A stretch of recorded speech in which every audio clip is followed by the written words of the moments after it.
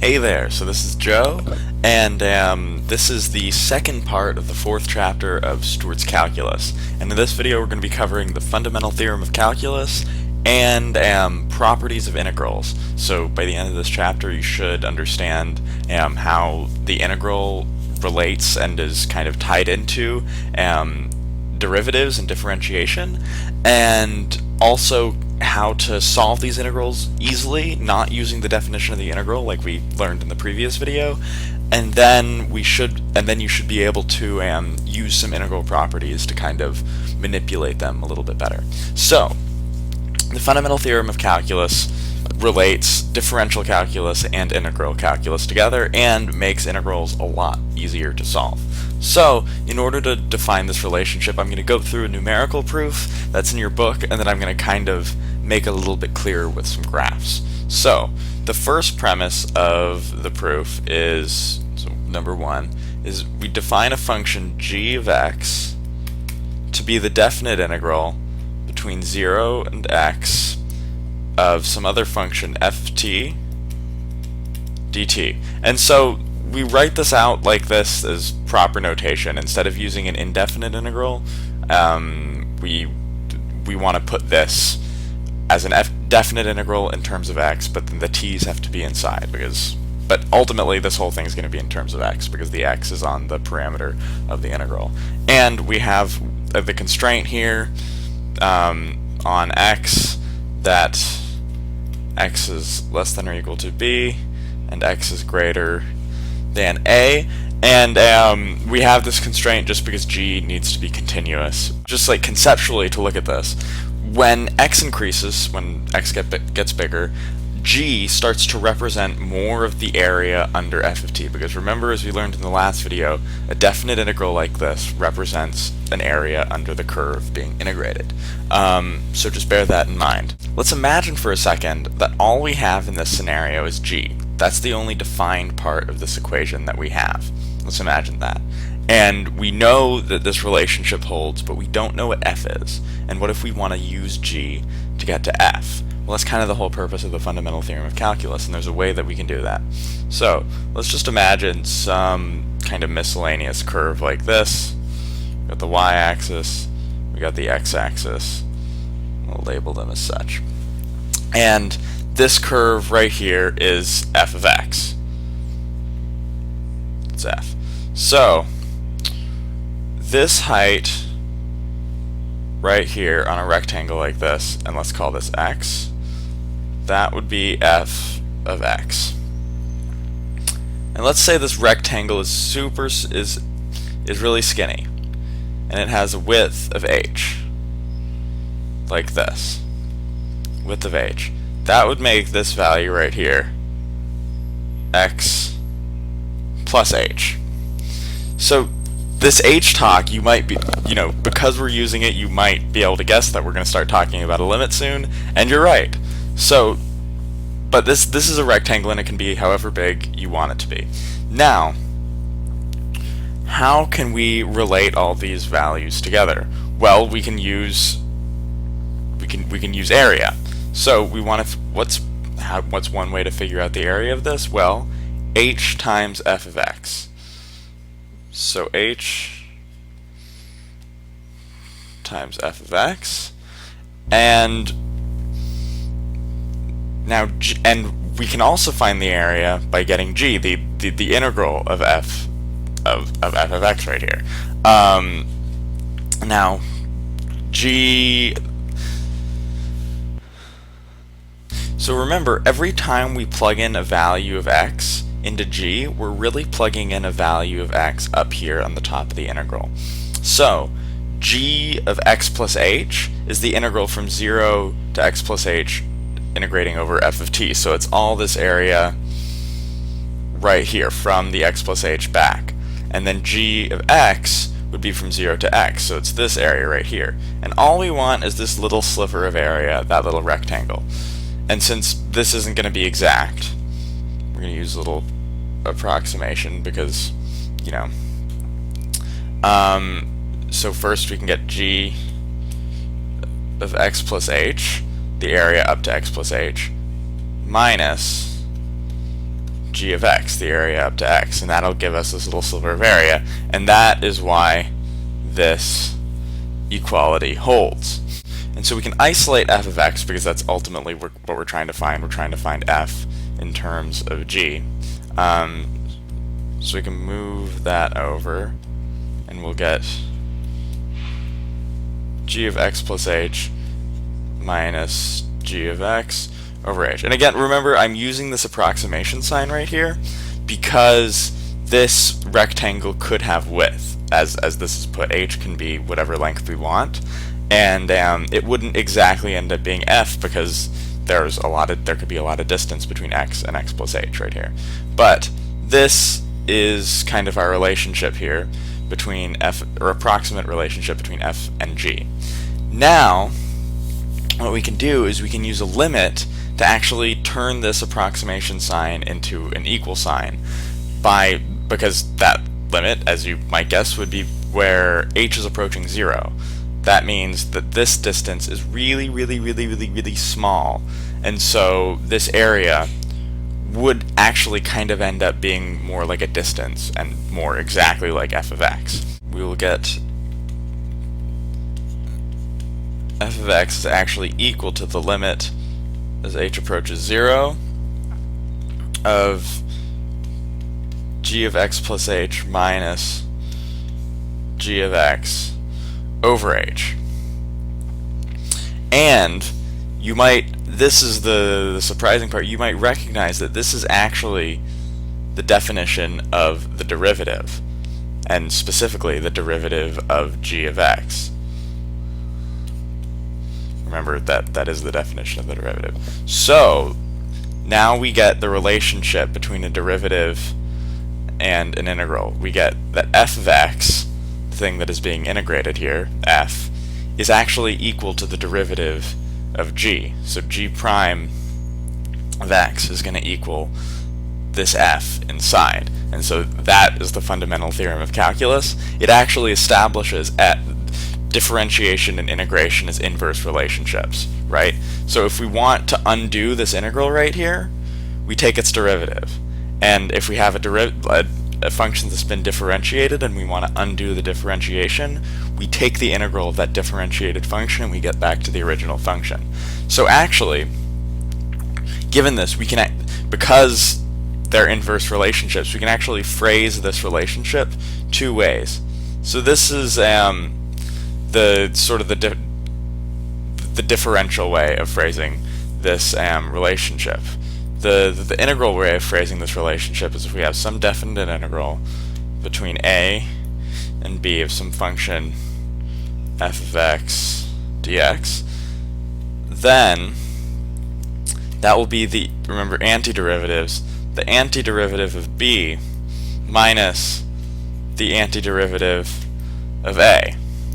And right, remember, the antiderivative, the derivative of the antiderivative is the original function. So basically what we're doing is we're taking the antiderivative of this integrated function, and we're taking that antiderivative at b, subtracting it by a, and getting the area underneath this original function.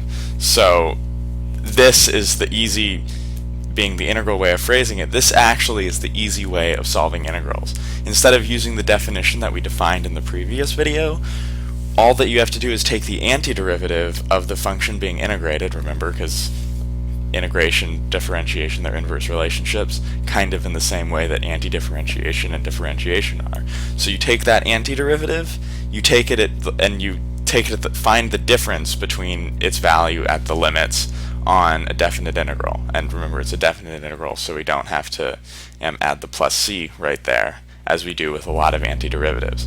So that's the fundamental theorem of calculus. Now, if it sounds kind of confusing being described all conceptually like this, I'm going to make it a little bit more concrete and show you that there actually is an inverse relationship between differentiation and integration, and I'll show you that graphically as well as numerically. Alright, so now that we've had the kind of conceptual proof for the relationship between derivatives and integrals, the inverse one, I'm going to give you like a little bit more of a concrete one that involves graphs and like actual numbers. So let's say we have a function f of x and we're going to define it as x cubed. And let's also define another function, h of x, as f prime of x, which is going to be 3x squared. So those are our two functions. Now, what if we integrate h from 0 to x? So that would mean these would have to be turned into t's. That would be the integral from 0 to x of 3t squared dt. Now remember, all we have to do, based on the fundamental theorem of calculus, is find the antiderivative of this at x minus the antiderivative of that at 0. So the antiderivative of this, remember, from the previous video, we add 1 to the exponent, which is going to make it 3. Put it under the coefficient, so that'll be 1 in the coefficient, and this will be t cubed. T cubed from x to 0, which is going to be x cubed minus 0, which is x cubed, and x cubed, that is f of x. So like in terms of like an actual function, we see how the fundamental theorem of calculus works. Now, let's try adding in numbers for x. But when we do that, let's look at a graph so that it becomes pretty concrete. So I'm going to be using the same functions, and let's go over here to my graph. Boom. So this graph is the graph, this is the graph of, right here, y equals x cubed. So that is going to be f. And then h, y equals 3x squared, that's h. So let's write that down here. We got h, and we've got f. So now, let's try, and so remember, h is the derivative of f. Now, let's try to find the integral from 0 to 1 of h. So, 0 to 1, so that would be the area under h from 0 to 1, and that is all this area right here, and up here, that's 3. So, this big whole rectangle here, 3 times 1, that has an area of 3. And if you look at this curve, it looks kind of like it divides it into that's a third of this. So a third of 3 is 1. So let's say that this area is about 1. Just eyeballing it. Then right here on f, we go out to 1, try to find f of 1, because remember, the derivative, yeah, f of x should equal the integral of its derivative, right? Because they're inverse relationships. We're undoing that integral, we're undoing the differentiation that h makes by integrating it. So f of 1, come out here, that is 1. So we've got f of 1 actually does equal 1.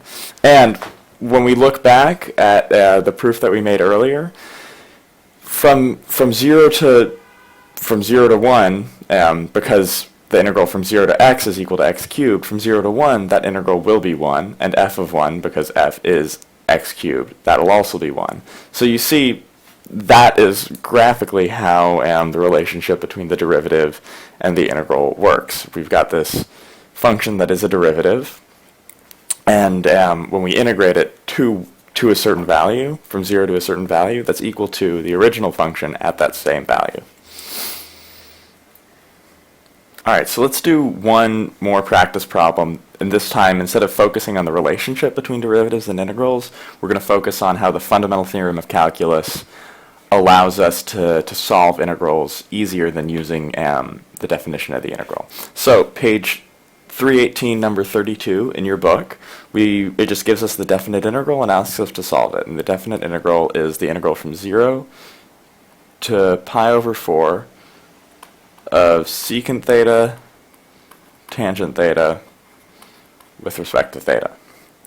So remember, because based on the fundamental theorem of calculus, all we need to do to solve this integral is figure out the antiderivative of this function right here and find that antiderivative at this limit and subtract it from the antiderivative of that at this limit. So what do we need to take the derivative of to get this function? Well, luckily this is a pretty easy one if you know your trig differentiation formula. The derivative of secant is secant tangent. So I have to write down is secant theta from pi over 4 to 0. And remember, and so that will come out to the secant of pi over 4 minus secant of 0. And remember, secant is 1 over cosine, so cosine of pi over 4 is root 2 over 2, and so you invert that and you get 2 over root 2 minus cosine of 0 is 1, so the secant of 0 is also going to be 1. And, I went through the 2 there, but there you go. So now that we kind of feel comfortable with the fundamental theorem of calculus, solving integrals, I'm going to give you a couple of properties of integrals that make manipulating them a little bit easier and conceiving of them a little bit better. Alright, so the first property is that if you have a function f that is always greater than or equal to 0, so always above or on the x-axis on an interval a, b, then the integral of that function between a and b with respect to x is always going to be greater than or equal to 0. And this is kind of an easy one to conceive of. If you've got a function that's always above or on the x-axis, if you get the area under it, that area is all going to be above the x-axis. And the opposite of this, if the function were to dip below the x-axis, that area, even though you can't really technically get negative area, you can think of it as negative area, because that area you would have to subtract from the other area. The area is under the x-axis. So that's kind of what this property states. Now the second property is kind of a corollary to the first one, but instead of talking about the x-axis here, 0, y equals 0, we're going to be talking about another function g, where f is always greater than or equal to that function g. Then the integral of f is always greater than or equal to the integral of g. And that makes sense, because if you picture a function that's always greater than or equal to another function, the area under that first function is always going to be greater than the area under the second function. Just bigger enclosed area. Alright, this third property states that and this is actually a really important one, especially for the AP and just solving calculus problems in general. So if you've got the integral of a function from a to b, that's equal to the opposite the opposite of the integral from b to a of that same function. And now this kind of makes sense. If you picture on the x-axis where a comes before b, you're moving in a positive direction when you're integrating. You're adding up area. All that area gets added to each other. However, if you move from b to a on the same function, you're subtracting all these little bits of area. So the absolute value of the area is going to be the same. Just the sign is going to differ when you integrate backwards. And that kind of makes sense, because you're moving backwards, everything's negative, all those areas are being subtracted from one another. Alright, so the next property says that if we have the integral from a to b of one function plus another, so that could be like some polynomial, anytime that, like a polynomial with respect to x, that is equal to, you can really just split that integral up, it's equal to the integral from a to b of f with respect to x plus the integral from a to b of g dx. And this makes some really long, nasty equations kind of easier to break up and take piece by piece and solve that way. But this implies, in conjunction with property 3 right here, that if you have the integral from a to b of a function being subtracted from another with respect to x, you come out and you can just subtract the two integrals of those separate functions. But that also means, because you've got a negative right here, you can make that negative a positive if you invert the limits of that second function based on property 3. And so this can also make splitting up some long, nasty integrals easier to solve if you just don't want to deal with the negative sign, which is nice. The negative will come out later in the algebra, but immediately sometimes it's just easier to deal with that way. All right, and fifth, you got the property, if you got the integral from a to b of some function times a constant with respect to x, you can just take that constant right out of the integral and multiply it by the whole integral. And that's really nice if you've got like a constant multiplying a function, or something like a negative sign inside the integral that you just don't want to have to look at or deal with immediately. It makes, once again, just breaking at that integral and making it easier to solve. So that's all for this video. Stay tuned for the next one. It's going to be the last bit of chapter 4, where we learn it's another technique to solve complicated integrals called it's called a U substitution. Really interesting. It's kind of a variation on the chain rule, but integral style. So stay tuned for that.